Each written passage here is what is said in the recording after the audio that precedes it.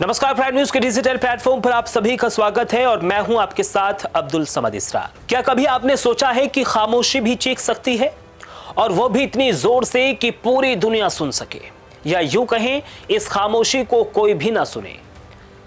Gaza के बच्चे जिनकी दुनिया में कभी खिलौनों की आवाज होती थी, मां की पुकार होती थी, हंसी होती थी, अचानक उसकी दुनिया में सिर्फ सन्नाटा सा रह जाए। ना आवाज, ना शब्द, बस डर, बस खामोशी। और यही खामोशी आज गाजा के सैकड़ों बच्चों की हकीकत बन चुकी है।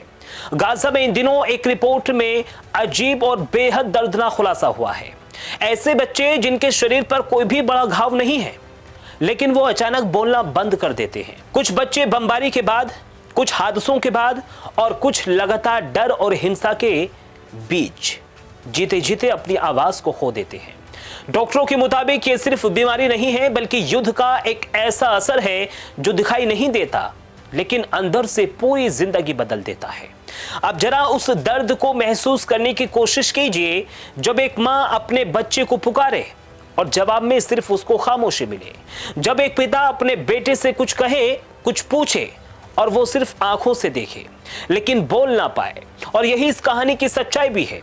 गाजा में 5 साल का जाद जोहुद अपने घर के हुए भीषण बमबारी के बाद अचानक बोलना बंद कर देता है। जो बच्चा पहले सामान्य तरीके से बात करता था, अब वो एक भी शब्द नहीं बोल पा रहा है। वो कोशिश तो करता है लेकिन आवाज उसकी नहीं निकलती। और जाद अकेला नहीं है, पूरे गाजा में ऐसे बच्चों की संख्या तेजी से बढ़ रही है।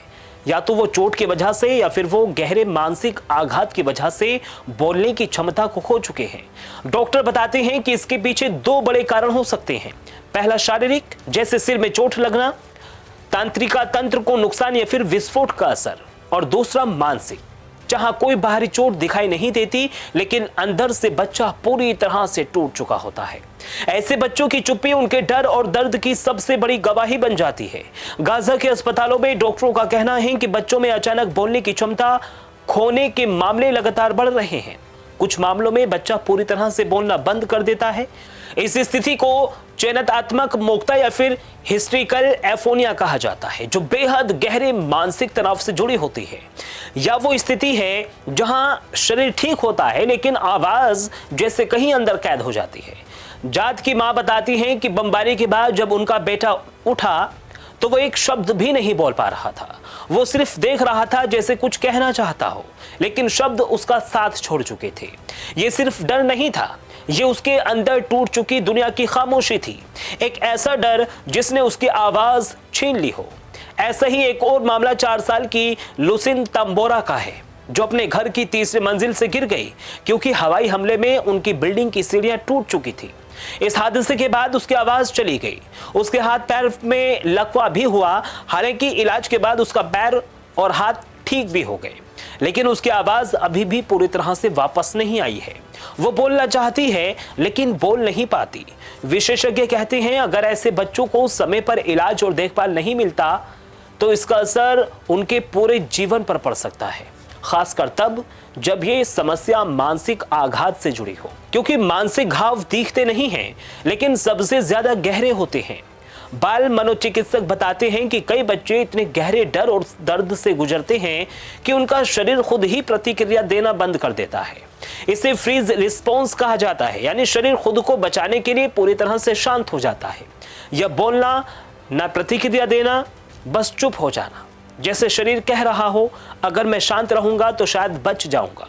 जब बच्चा बार बार हिंसा देखता है, अपने परिवार को खोता है या फिर हर वक्त खतरे में जीता है, तो उसका दिमाग हमेशा अलर्ट मोड में रहता है। मस्तिष्क का वो हिस्सा जो डर को नियंत्रित करता है हमेशा एक्टिव रहता है, जबकि सीखने, समझने और भावनाओं को नियंत्रित करने की क्षमता धीरे धीरे दब जाती है। इसका असर सिर्फ बोलने तक सीमित नहीं रहता। ऐसे बच्चे खेलना बंद कर देते हैं, दोस्तों से बात करना बंद कर देते हैं, स्कूल जाना भी बंद कर देते हैं और धीरे धीरे उनका मानसिक और भावनात्मक विकास रुकने लगता है। विशेषज्ञ इसे संज्ञानात्मक युद्ध क्षति यानी कॉग्निटिविटी वॉर डैमेज कहते हैं।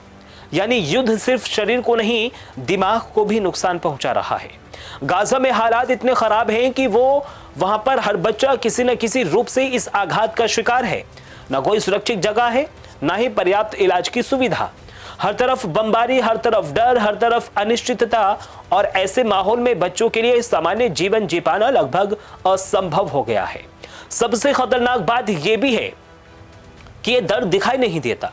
कोई खून नहीं, कोई जख्म नहीं, कोई अंदर ही अंदर बच्चे की दुनिया टूट रही है, लेकिन आवाज छिन रही है, उनकी भावनाएं दब रही हैं, उनका बचपन खत्म हो रहा है। ये कहानी सिर्फ गाजा की नहीं है, ये पूरी दुनिया के लिए एक चेतावनी है कि युद्ध का असली असर क्या होता है।